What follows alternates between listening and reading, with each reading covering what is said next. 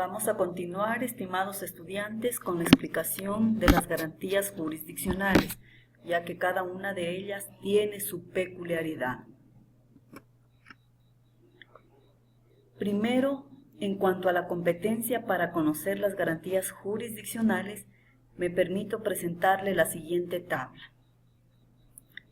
Las autoridades competentes para la acción de protección, la acción de habeas corpus, la acción de acceso a la información pública y la acción de habeas data es un juez ordinario.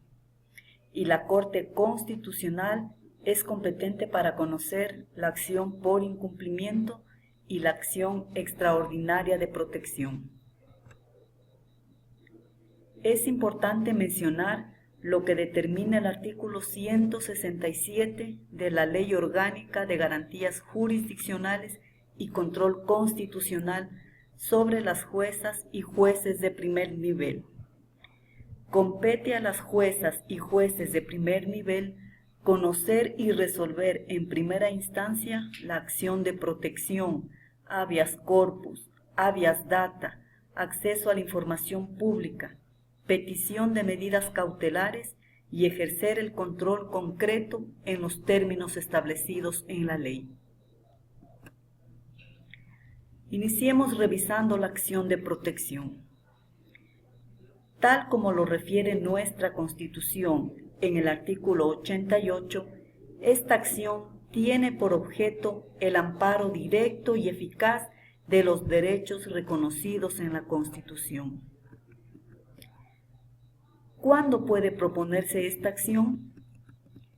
Cuando exista una vulneración de derechos constitucionales por actos u omisiones de cualquier autoridad pública no judicial, contra políticas públicas cuando supongan la privación del goce o ejercicio de los derechos constitucionales, cuando la violación proceda de una persona particular, si la violación del derecho provoca daño grave, si presta servicios públicos impropios, si actúa por delegación o concesión, o si la persona afectada se encuentra en estado de subordinación, indefensión o discriminación.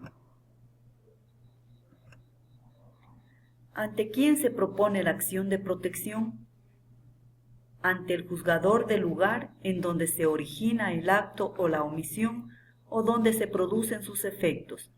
Puede ser cualquier juez de primera instancia. En virtud de que el juez ordinario es competente para conocer y resolver esta garantía jurisdiccional, se convierte en el caso concreto en juez constitucional.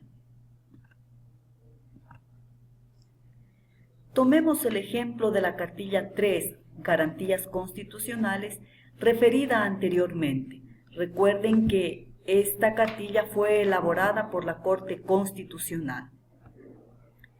Un estudiante Shuar de un colegio es expulsado por el hecho de que, en lugar de usar uniforme, usa su vestimenta típica, acusándolo de faltar a los reglamentos internos.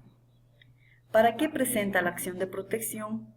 Para restablecer su derecho a la educación, a la identidad cultural, a no ser discriminado por razones de etnia, a la igualdad de oportunidades, a la integridad personal.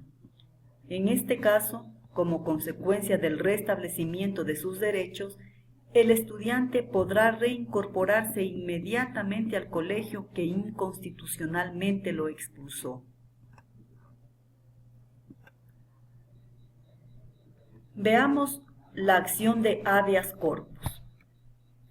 La acción de habeas corpus tiene por objeto recuperar la libertad de quien se encuentre privado de ella de forma ilegal, arbitraria o ilegítima, por orden de autoridad pública o de cualquier persona, así como proteger la vida y la integridad física de las personas privadas de libertad al tenor de lo dispuesto en el artículo 89, inciso primero de nuestra Carta Fundamental. Por consiguiente, esta acción tiene dos objetivos: recuperar la libertad cuando ésta ha sido privada ilegal, arbitraria o ilegítimamente, y proteger la vida y la integridad física de las personas privadas de libertad. Es necesario hacer hincapié en que la ley es clara al manifestar la protección de la integridad física, no así la psicológica. Por tanto, esta acción protege la vida, la integridad física y la libertad de las personas. Como en la acción anterior, la acción de habeas corpus puede ser presentada ante cualquier juez de primera instancia. Sin embargo, en caso de que la privación de libertad sea dictada en un proceso penal, esta acción será presentada ante la Corte Provincial. Si revisamos el artículo 89 citado, podemos darnos cuenta que el proceso sobre esta acción es sumamente rápido, pues el juez, en forma inmediata, una vez presentada la acción, convoca a una audiencia para que se realice dentro de las 24 horas siguientes. En esta audiencia se presenta la orden de detención con las formalidades legales, fundamentos de hecho y de derecho que la justifiquen. El juez ordena la comparecencia de la persona privada de libertad, de la autoridad a cuya orden se encuentra el detenido, del defensor público y de la persona que dispuso la detención. Si es necesario, esta audiencia será en el lugar donde ocurra la privación de libertad. El juez resuelve dentro de las 24 horas siguientes a la finalización de la audiencia. Si comprueba la privación de libertad ilegítima o arbitraria, dispondrá la libertad inmediata. Si el juez verifica cualquier forma de tortura, dispondrá la libertad de la víctima, su atención integral y especializada, y de ser aplicable, impondrá medidas alternativas a la privación de libertad. Ahora bien, ¿qué ocurre cuando se desconoce el lugar en donde se encuentra el detenido? Si existen indicios de que están involucrados funcionarios públicos o agentes del Estado, el juez convocará a la audiencia al máximo representante de la Policía Nacional y al ministro competente. Una vez escuchados, se adoptarán medidas necesarias para ubicar a la persona y a los responsables de la privación de libertad.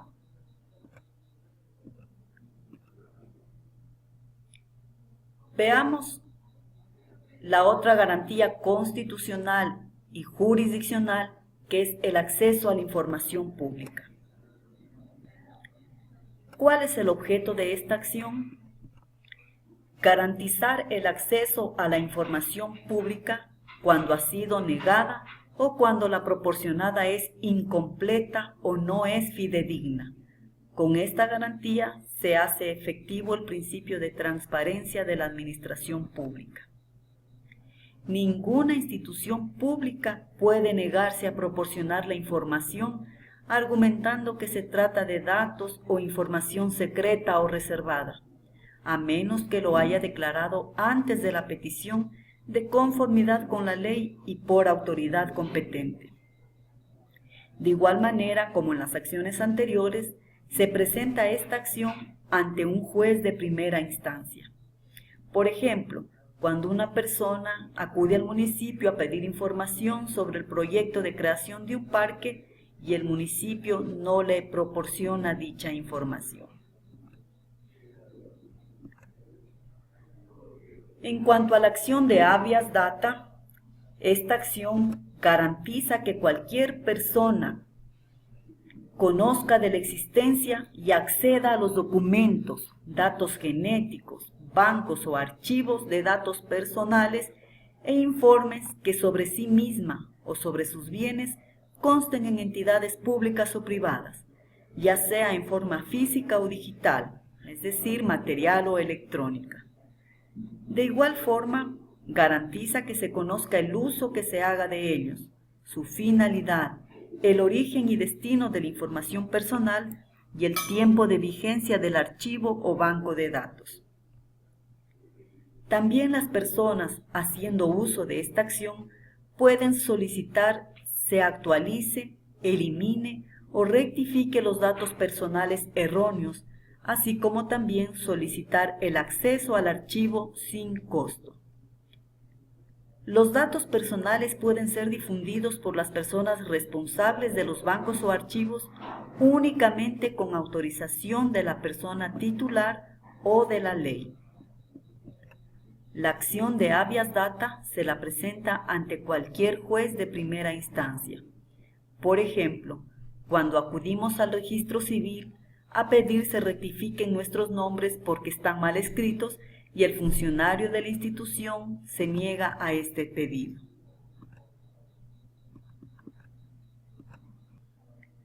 Acción por incumplimiento. ¿Ante quién se interpone esta garantía jurisdiccional? A excepción de las anteriores garantías jurisdiccionales, la acción de incumplimiento se interpone ante la Corte Constitucional. ¿Cuál es el objeto de esta acción?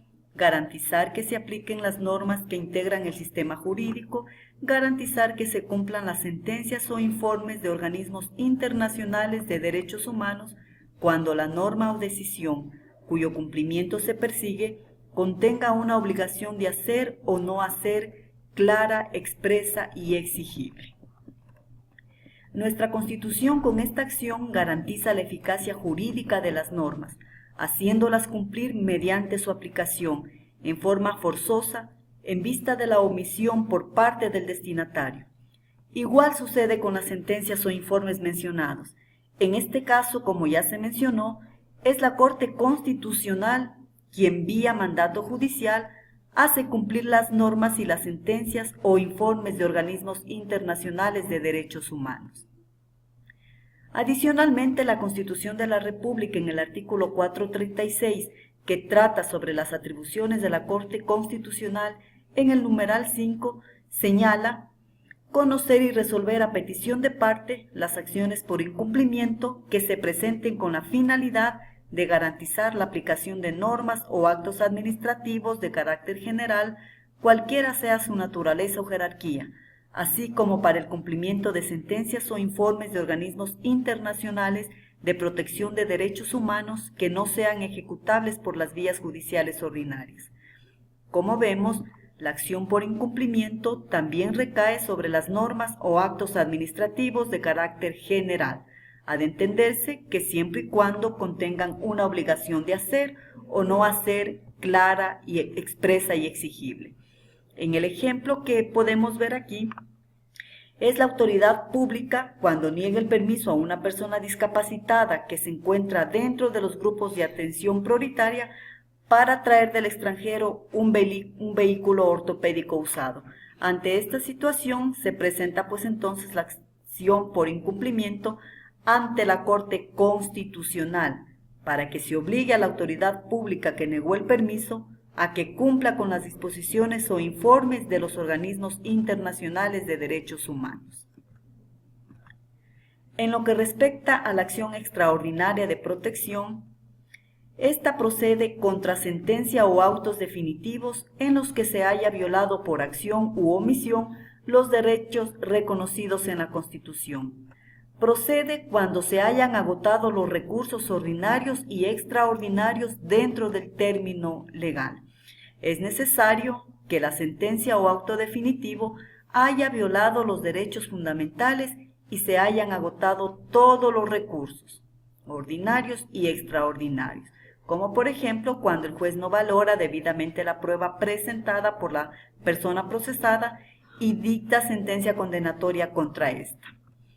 Es importante, asimismo, citar el artículo 437 de nuestra Constitución, en donde se establece claramente que se puede presentar la acción extraordinaria de protección contra sentencia, autos definitivos y resoluciones con fuerza de sentencia. Esta será admitida por la Corte Constitucional siempre y cuando cumpla con los siguientes requisitos: que se trate de sentencia, autos y resoluciones firmes o ejecutoriadas y que el recurrente demuestre que en el juzgamiento se ha violado por acción u omisión el debido proceso u otros derechos reconocidos en la Constitución. Estimados estudiantes, agradezco nuevamente su atención.